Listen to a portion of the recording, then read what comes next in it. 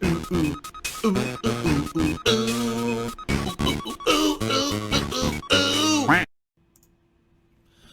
is going on, everyone? DSP here, and welcome to the first episode of Ask the King for 2017. This is my bi-monthly Q&A show where every 2 months or so, I take all of your questions that have been submitted on the kingofhate.com forums, as well as questions that you submitted on my Twitter, and I pick basically the best ones. Not necessarily they're better or worse than other questions, but questions that I feel that, number one, I could give you informed answers on, or number two, I can entertain you with my answers.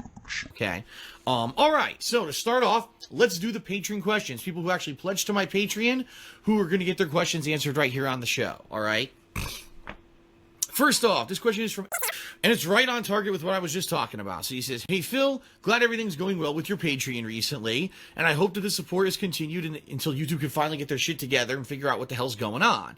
My question is regarding the future of your business, specifically your backup plan if things don't go as planned. Realistically, if I were to try to go get a full-time job, another kind of job, okay, then what I do for YouTube, more than likely, there'd be a couple options. The first thing would be to start talking with, for example, Boeing. There's a company right around here called Boeing. This business would actually actively seek out people with bad credit and try to give them loans at incredibly high loan to value, which is very bad. It's a very bad thing, immoral thing to do, because obviously these people got bad credit for some reason, right? Either it was something went wrong in their life, medical bills, they're not responsible with, their finances. They racked up their credit cards, tons of things, a million reasons why you could have bad credit, but chances are they're high risk. They're probably going to end up in that situation again. And we would do all these high loan to value loans with these people, and then they just get themselves right back into the same situation.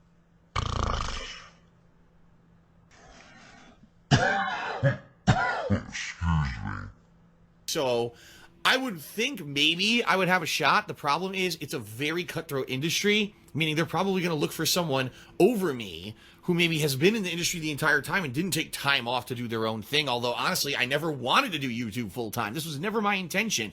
YouTube was always going to be my hobby, and I wanted to keep an office job. It just didn't work out like that. I was forced into this.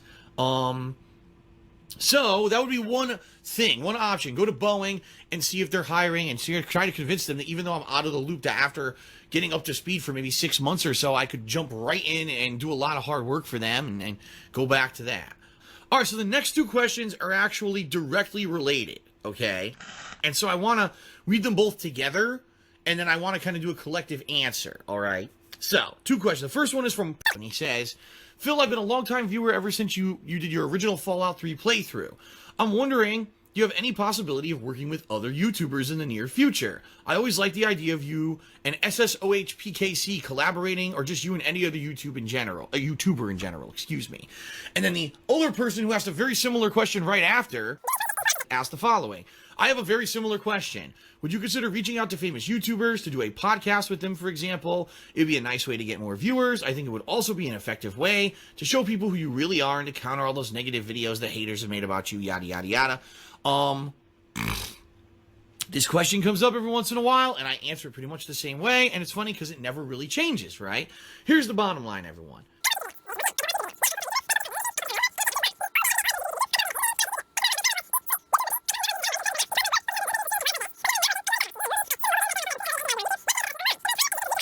The answer right now, quite frankly, No. it's not going to happen because I'm not a big YouTuber. I'm gonna repeat that. I'm not a big YouTuber. That's the life that I live. So, you might say, "Gee, Phil, why can't you," the first question today, "why can't you get a job outside of, what you're doing?" Well, it's mostly because I've been out of the industry for 6 years, and I don't really have, any kind of experience recently with any other kind of job. And if I get a job, I won't be able to pay my bills. I think I'll have a dip in income. Well, Phil, then one of the solutions would be to collab with a bigger YouTuber. Why would a bigger YouTuber collab with me? There's no incentive for them to ever do it because of the negativity that follows me around. Well, Phil, why don't you get on a podcast? Well,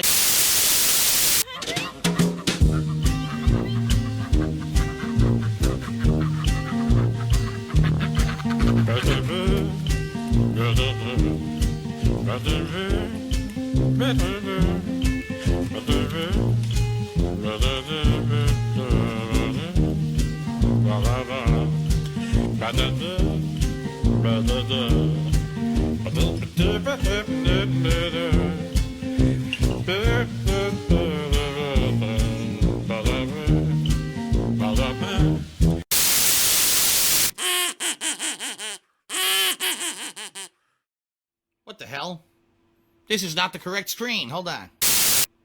This is the correct screen. I was like, that's not right. It doesn't look right. All right, first question. Of part 2. From he says, Phil, I'm learning to drive, and I'm wondering if you have any tips or advice about learning to drive or driving in general. Maybe you could talk about your story of when you learned how to drive. FYI, I live in Europe, and we drive on the opposite side of the road to the United States. I'll be driving a manual car, but any help or advice would be great. I have no advice whatsoever when it comes to driving manual or automatic. Nothing. I've never driven a manual car before. Two pieces of advice I guess I could try to give you. The first is, don't drive into a stop sign. That's one half of it. Number two, if you get pulled over for, say, drunk driving or something like that, then they'll take away your license and you'll have to go through remedial driving courses or whatever. But the bottom line is there's no real test to see if you're still up to driving and obeying all the laws of the road. So if you never get into a car accident and never get pulled over, you could potentially be the most hazardous driver on the planet and you'll never get in trouble for it. And you could have everyone else saying, oh, fuck, steering around you as you veer all over the roads. It's pretty crazy.